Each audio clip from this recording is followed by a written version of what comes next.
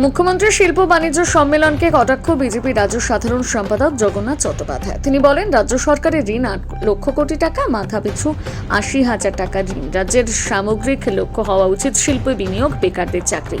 একটা সময় সারা দেশের মধ্যে এই রাজ্য থেকে 25% কন্ট্রিবিউশন হয়, এখন সেখানে 6%। আমাদের রাজ্য থেকে শিল্পের সংস্থাগুলো পাত্তারি গোটাচ্ছে। এই সরকার প্রতি বছর শিল্প বাণিজ্য সম্মেলনের নামে হট্টমালে আয়োজন করে। 21 লক্ষ কোটি টাকা বিনিয়োগের প্রস্তাব জমা দিয়েছে বলে সরকারের দাবি। বাস্তবতা হচ্ছে তার 3% বাস্তবায়িত হয়েছে।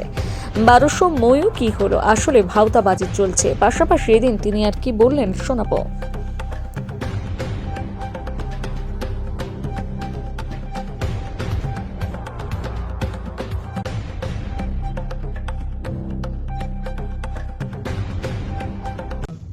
এবং সামগ্রিকভাবে রাজ্যের অর্থনীতির উন্নয়ন, এরকম একটি পরিপ্রেক্ষিতে দাঁড়িয়ে আমরা গত 15 বছরের তৃণমূল শাসনে শিল্পের যে করুণ অবস্থা, রাজ্যের অর্থনৈতিক পরিস্থিতির যে খারাপ থেকে আরো খারাপ হওয়ার দিকে চলে যাওয়া, তার কিছু নজির আপনাদের সামনে রাখবো। এবং একই সঙ্গে বীরভূম জেলার শিল্প পরিস্থিতি, বীরভূম জেলার কিছু ফ্ল্যাগশিপ প্রকল্প নিয়ে আমরা আজকে সরাসরি তৃণমূল কংগ্রেসের কাছে কিছু জবাব চাই। দেখুন, যখন 11 সালের পালাবদল হয়, সেই সময় রাজ্যের ঘাড়ে ঋণ ছিল 1,94,000 কোটি টাকার মতো। সেই ঋণ গত 15 বছরে বাড়তে বাড়তে বাড়তে বাড়তে এখন প্রায় 8 লক্ষ কোটি টাকায় পৌঁছেছে। এবং বছরে এখন রাজ্য সরকারকে 80,000 কোটি টাকা ঋণ নিতে হচ্ছে। পশ্চিমবঙ্গের একজন শিশু ভূমিষ্ঠ হওয়ার সঙ্গে সঙ্গে যখন পালাবদল হয়, তখন 22,000 টাকা ঋণ ভার চাপত। আজকের ডেটে দাঁড়িয়ে, আজকের দিনে সেই ঋণ ভারের পরিমাণ দাঁড়িয়েছে মাথা পিছু 80,000 টাকা। অর্থাৎ আজও এই সিউড়ি সদর হাসপাতালে যে শিশুটি ভূমিষ্ঠ হচ্ছেন, তার মাথায় 80,000 টাকা ঋণ নিয়ে তিনি জন্মাচ্ছেন। আর্থিকভাবে পুরোটাই 3 লক্ষ কোটি টাকার বাজেটের এই সরকারের নিজস্ব আয় 75 থেকে 80,000 কোটি টাকা। বাকি 2 লক্ষ কোটি টাকার বেশি, 2,20,000 কোটি টাকা আসে হয় কেন্দ্রীয় অনুদান অথবা বাজার থেকে ধার করে। এরকম একটি পরিস্থিতিতে যখন রাজ্য চলছে, তখন এই রাজ্যের সামগ্রিক বিকাশের একমাত্র লক্ষ্য হওয়া উচিত শিল্প, শিল্প, শিল্প, বিনিয়োগ, বিনিয়োগ, বিনিয়োগ, নতুন কর্মসংস্থান, পাকা চাকরি বেকারদের হাতে। এবং আমরা স্কুল সার্ভিস কমিশনের কেলেঙ্কারি থেকে, মিউনিসিপ্যাল সার্ভিস কমিশনের কেলেঙ্কারি, কোঅপারেটিভ সার্ভিস কমিশনের কেলেঙ্কারি থেকে, পুর নিয়োগের দুর্নীতি থেকে, পঞ্চায়েতে নিয়োগের দুর্নীতি থেকে, এবং গতকাল কলকাতা হাইকোর্ট যেভাবে জিটিএতে পাহাড়েও শিক্ষক নিয়োগের দুর্নীতির কথা বলেছেন, তাতে স্পষ্ট হচ্ছে যে এই সরকার না আর্থিক দিক থেকে না সামাজিক বিকাশের ক্ষেত্রে কোনোভাবে এগিয়ে নিয়ে যেতে পেরেছে।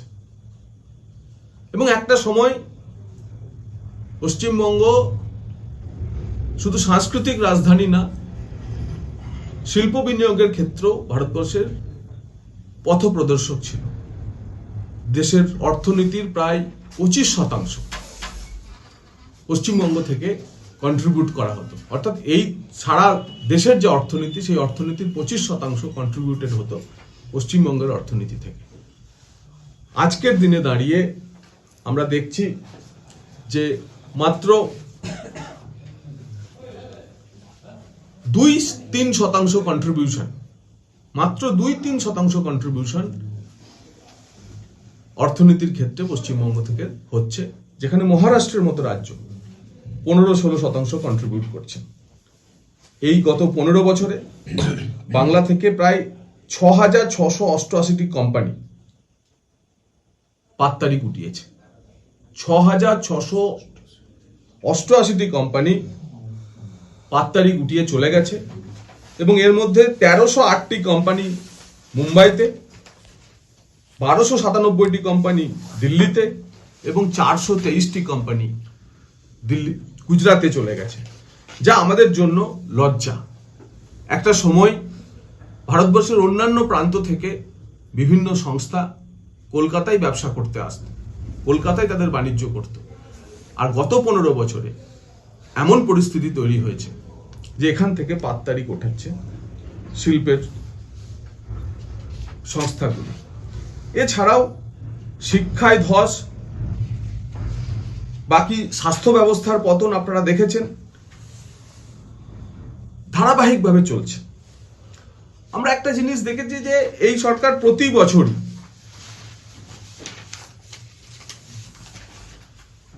বিশ্ব শিল্প বাণিজ্য সম্মেলনের নামে একটি হট্ট মেলার আয়োজন প্রতি বছর করে থাকে এবং এখনো পর্যন্ত সরকারের দাবি অনুযায়ী 2015 থেকে 2024 সাল পর্যন্ত, সরকারের দাবি অনুযায়ী 2015 থেকে 2024 সাল পর্যন্ত এ রাজ্যে নাকি বিভিন্ন শিল্পপতিরা 21 লক্ষ কোটি টাকা বিনিয়োগ করেছে।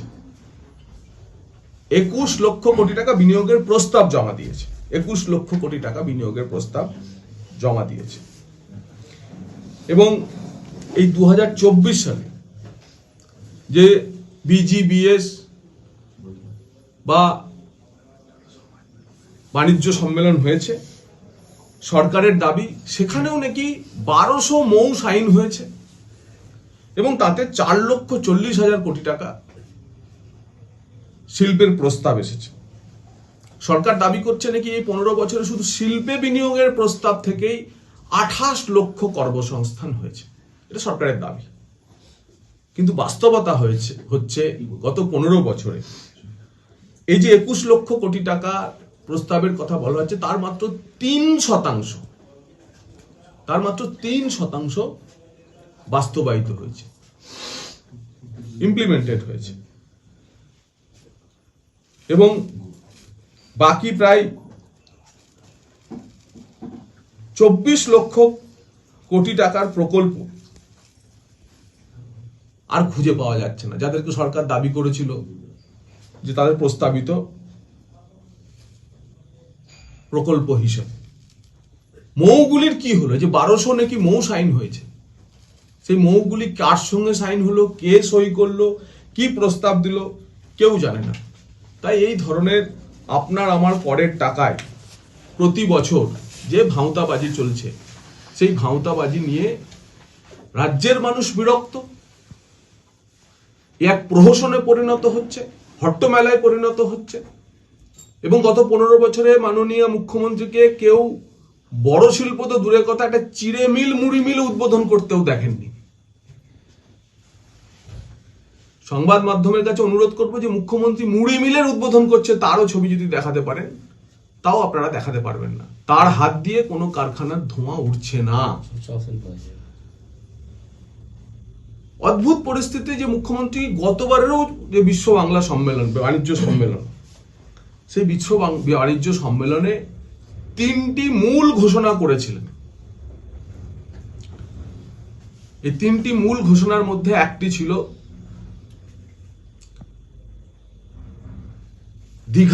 দীঘার কাছে তাজপুরে ডিপ সি পোর্ট, গভীর সমুদ্র বন্দর, ল্যান্ড রিক্লেম করে, অর্থাৎ জমি নিতে হবে না, সমুদ্রের মধ্যে গিয়ে চ্যানেল কেটে সমুদ্র থেকে মাটি তুলে সেই মাটি সমুদ্রের পার বুঝিয়ে নতুনভাবে ভূমি তৈরি করে এই গভীর সমুদ্র বন্দর তৈরি করার কথা বা ল্যান্ড রিক্লেমেশনের মাধ্যমে তৈরি করার কথা ছিল। আদানিরা সেই কাজ পেয়েছিলেন। গতবার ঘোষণা হলো বাণিজ্য সম্মেলনে, কিন্তু এবারের বাণিজ্য সম্মেলন আসার আগেই আজকেই সম্ভবত মুখ্যমন্ত্রী কোন একটি এরকম শিল্প সম্মেলন, বাণিজ্য সম্মেলন আয়োজন করতে চলেছেন। সেই ডিপ সি পোর্ট ছেড়ে আদানিরা পালিয়ে গেছে। আদানিরা বুঝে গেছে যে এখানে গভীর সমুদ্র বন্দর করা যায় না। কি জবাব দেবে রাজ্য সরকার, শিল্প দপ্তর, শিল্পমন্ত্রী, মুখ্যমন্ত্রী? গতবারের ঘোষণা ছিল, এবারের ঘোষণার আগেই আদানিরা রাজ্য ছেড়েছে এবং জানিয়ে দিয়েছে ডিপ সি পোর্টে তারা আর নেই। 4টি ইন্ডাস্ট্রিয়াল করিডরকে জোড়ার জন্য, ইন্ডাস্ট্রিয়াল এক্সপ্রেস করিডর তৈরি করার জন্য গত শিল্প বাণিজ্য সম্মেলনে ঘোষণা হয়েছিল। রঘুনাথপুর, ডানকুনি থেকে কলকাতার আর হলদিয়া পর্যন্ত এক্সপ্রেস করিডর হবে, ইন্ডাস্ট্রিয়াল এক্সপ্রেস করিডর হবে। তার কি হয়েছে? দ্বিতীয় প্রশ্ন। আমাদের দ্বিতীয় প্রশ্ন, সেই এক্সপ্রেস করিডরগুলির কি হলো? সেই এক্সপ্রেস করিডর তৈরি করার জন্য কেউ এসেছে? কোনো বিনিয়োগ হয়েছে? কোনোভাবে সরকারের কোনো কাজ এগিয়েছে? এবং তৃতীয় যে ঘোষণা সবচেয়ে বড় ছিল, যে বিশ্বের নাকি সর্ববৃহৎ কয়লা খনিতে কয়লা উত্তোলন শুরু করে দেওয়া হচ্ছে। আমাদের বীরভূম জেলার ডেউচা পাচামির কয়লা উত্তোলনের কাজের কথা ঘোষণা হয়েছিল। পুলিশ, বিশাল সংখ্যক পুলিশ বাহিনী, যেভাবে ঔরঙ্গজেব দাক্ষিণাত্য বিজয়ে গেছিলেন, সেরকম পশ্চিমবঙ্গের মমতা বন্দ্যোপাধ্যায়ের পুলিশ বাহিনী ডেউচা অভিযানে গেছিল। সেখানে তাঁবু ফেলে নাকি কয়লা উত্তোলন শুরু হয়েছে। কিন্তু 1 বছরের মধ্যেই যে 12 একর জমিতে পুলিশ দিয়ে, পাহারা দিয়ে কয়লা উত্তোলনের কাজ নাকি শুরু হয়েছিল, ডেউচা পাচামির প্রকল্পের কাজ শুরু হয়েছিল, মুখ্যমন্ত্রী জানিয়ে দিয়েছিলেন শুরু করে দিলাম, লক্ষ লক্ষ মানুষের কর্মসংস্থান, হাজার হাজার কোটি টাকার বিনিয়োগ হবে। সেই ডেউচা পাচামির কোল ব্লকে যেখানে কয়লা উত্তোলন শুরু হয়েছিল, গত 12ই নভেম্বর রাজ্য সরকার সেই বরাত ক্যান্সেল করে দিয়েছে। সবে ধন নীলমণি ডেউচা পাচামিতে নাকি কয়লা উত্তোলন হতো। আপনাদের সামনে দেখাচ্ছি সেই কোল ব্লক উত্তোলনের, সেই কয়লা উত্তোলনের আগে যে কাজ শুরু হয়েছিল ওভারবার্ডেন ক্লিয়ার করার, যে সংস্থাকে দেওয়া হয়েছিল, সেই সংস্থার বরাতই ক্যান্সেল করে দিয়েছে রাজ্য সরকার। আজকে 18 তারিখ উনি কলকাতাতে আরো একটি শিল্প বাণিজ্য সম্মেলন করতে চলেছেন। সেই শিল্প বাণিজ্য সম্মেলনের আগে মাননীয় মুখ্যমন্ত্রীর কাছে আমাদের প্রশ্ন, এই প্রতারণা বীরভূমের মানুষের সঙ্গে কেন? এই প্রতারণা বাংলার মানুষের সঙ্গে কেন? এবং যুব ভারতীতে মেসি কাণ্ডের পর যেহেতু আপনি বারবার ডেউচা পাচামিকে একটি গ্লোবাল স্ট্যান্ডিং, একটি বিশ্বের মধ্যে সর্ববৃহৎ কয়লা খনির রূপ দিতে চেয়েছেন, বারবার এই প্রকল্পটিকে বিক্রি করার চেষ্টা করেছেন বিশ্বের বাজারে, আপনার বিশ্ব বাণিজ্য সম্মেলনে, সেখানে বাঙালির মাথা আপনি হেট করলেন কেন? এই অবাস্তব প্রকল্প, যেখানে কোনোদিনই কয়লা উঠবে না, সেখানে কয়লার স্বপ্ন দেখিয়ে বীরভূমের আদিবাসী মানুষদের 3000 একর জমি আপনি কেড়ে নিলেন কেন? কি তাগিদ ছিল আপনার? এবং আজকে আপনাকে জবাব দিতে হবে যে এই 12 একর জমিতে যদি আপনি পাথর তোলার কাজই করতে না পারেন, তাহলে 3000 একর জমিতে আপনি কয়লা কবে তুলবেন? আপনাদের সামনে প্রথম আমি এই ক্যান্সেলেশনের অর্ডার দেখাচ্ছি, এবং এই ক্যান্সেলেশন করে West Bengal power development corporation কি বলছে এই বীরভূমের জেলা শাসককে লেখা 12ই নভেম্বরের চিঠিতে। পিডিসিএল বলছে, যে সংস্থাকে টেন্ডার দেওয়া হয়েছিল তাদেরকে সরিয়ে দেওয়া হয়েছে, আগামী 15 বছর ওখানে কয়লা উঠবে না, শুধু পাথর উঠবে, রাজ্য সরকার ভাঙতে হবে। দেখুন, উনি টিআরপি বাড়ানোর জন্য বলছেন, আর যেখানে কয়লা উৎপাদন হবে সেটা তো আমাদের কথা নয়, আমাদের দলগত কথা নয়, প্রশাসনিক দপ্তর থেকে ইনকোয়ারি করে মাটির নিচে কয়লা আছে কি না তদন্ত করে তারপর তো বলা হয়েছে এটা বিশ্বের 2য় বৃহত্তম কয়লা খনি। এরপরও না জানি কি করে উনি এই ধরনের কথা বলছেন, এই ধরনের মন্তব্য করছেন। আমার মনে হয় ওনাকে ডাক্তার দেখানোর প্রয়োজন আছে। উনি বলছেন ওখান থেকে আগামী 15 বছরের পাথর তোলার জন্য টেন্ডার দিয়েছে রাজ্য সরকার, তাহলে প্রমাণ হয়ে যাচ্ছে যে কয়লা নেই। 15 বছরের টেন্ডার দেওয়া হয়েছে, তাহলে আমি আপনাদের মাধ্যমে ওনাকে বলবো আপনাদের কাছে সেই টেন্ডার নোটিশটা পেশ করুক যে 15 বছরের জন্য টেন্ডার দেওয়া হয়েছে। হ্যাঁ, এটা ঠিক কথা বলেছেন, পাথরের নিচে কয়লা আছে, মাটির নিচে পাথর আছে, তার নিচে কয়লা আছে। তো মাটিটা আগে তোলা হয়েছে, তারপর পাথর তোলা হবে, তারপর কয়লা উত্তোলন হবে, সময় সাপেক্ষ ব্যাপার। কিন্তু তিনি কথা কি করে বলতে পারেন যে মাটির নিচে কয়লা নেই? তাহলে উনি কি পর্যবেক্ষণ করেছেন? উনি কি কোনো হাই লেভেলের ইঞ্জিনিয়ারকে নিয়ে এসে তদন্ত করেছেন, নাকি বিজেপি সরকারের কথা বলছেন? তারা তো বাংলাকে সবসময়ের জন্য ভাতে মারার চেষ্টা করেছেন।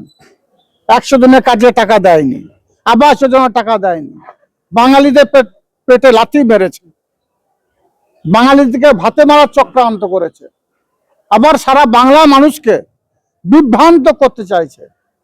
আমি আপনাদের মাধ্যমে রিকোয়েস্ট করব যে বাংলা এগিয়ে যাচ্ছে, যদি এই কয়লা খনিটা হয় অবশ্যই হবে। মাননীয় মুখ্যমন্ত্রী মাননীয় মমতা বন্দ্যোপাধ্যায় তার সিদ্ধান্ত, তিনি যেটা বলেছেন সেটা তিনি করে দেখিয়েছেন। কয়লা খনি হবে, বীরভূম জেলা তথা সারা বাংলা মানুষের একটা কর্মসংস্থানের ব্যবস্থা হবে, লক্ষ লক্ষ বেকার তাদের কর্মসংস্থানের পথ বেছে নেবে। এইসব বিষয়ে, উন্নয়নের বিষয়ে বিরোধিতা না করে বলবো আসুন সকলে মিলিতভাবে সংঘবদ্ধভাবে কিভাবে বাংলা এগিয়ে যাবে সেই বিষয়ে আলোচনা করি। বাংলা মানুষকে প্লিজ বিভ্রান্ত করবেন না। দেখুন, এর আগেও তো বিজেপি অনেক ইস্যু করেছিল। 2021 নির্বাচনে বিজেপি ইস্যু করেছিল বাংলার বুকে এনআরসি সিএ। তার ফলে কি দেখেছি আমরা? তখন বিজেপি বলেছিল যে বাংলায় ডবল ইঞ্জিনের সরকার আসবে, ডবল সেঞ্চুরি হাঁকাবো, 200-রও বেশি আসন নিয়ে বাংলায় ক্ষমতায় আসবো। বাংলা মানুষ যোগ্য জবাব দিয়েছে, 100-র নিচে নামিয়ে দিয়েছে, 80-র উপরে উঠতে পারেনি। তারপর 24 নির্বাচনে প্রাককালে তারা কি করেছিল? বাংলা মানুষকে ভাতে মারা সিদ্ধান্ত নিয়েছিল, 100 দিনে কাজের টাকা বন্ধ করেছে, আবাস যোজনার টাকা বন্ধ করেছে। ওদের 1.5 ডজন এমপি ছিল, 1 ডজন নামিয়ে দিয়েছে। ওয়েট করুন, 26 নির্বাচন আসছে, বাংলা মানুষ এই যে কথাগুলো বলছেন যোগ্য জবাব দেবে। বাংলায় 70 নিচে ছিলেন, 74টি আসন ছিল, 50-এর নিচে নামিয়ে দেবে। অর্থাৎ আমি ওনাকে বলবো এটা কোনো দলীয় ভাবে আমরা এই বিষয়টা দেখছি না, প্রশাসনিক ভাবে দেখা হচ্ছে। যদি আমার কোনো আদিবাসী ভাই বোনের ওখানে জায়গা থাকে এবং মাননীয় মুখ্যমন্ত্রী মাননীয় মমতা বন্দ্যোপাধ্যায় প্যাকেজ তিনি পাননি, প্লিজ আপনি তাকে সঙ্গে করে নিয়ে এসে ডিএম বা জেলা প্রশাসনের কাছে নিয়ে আসুন। তার চাকরি সহ যেসব প্যাকেজ মাননীয় মুখ্যমন্ত্রী মাননীয় মমতা বন্দ্যোপাধ্যায় ঘোষণা করেছেন সেগুলো আপনি সঙ্গে করে নিয়ে যান।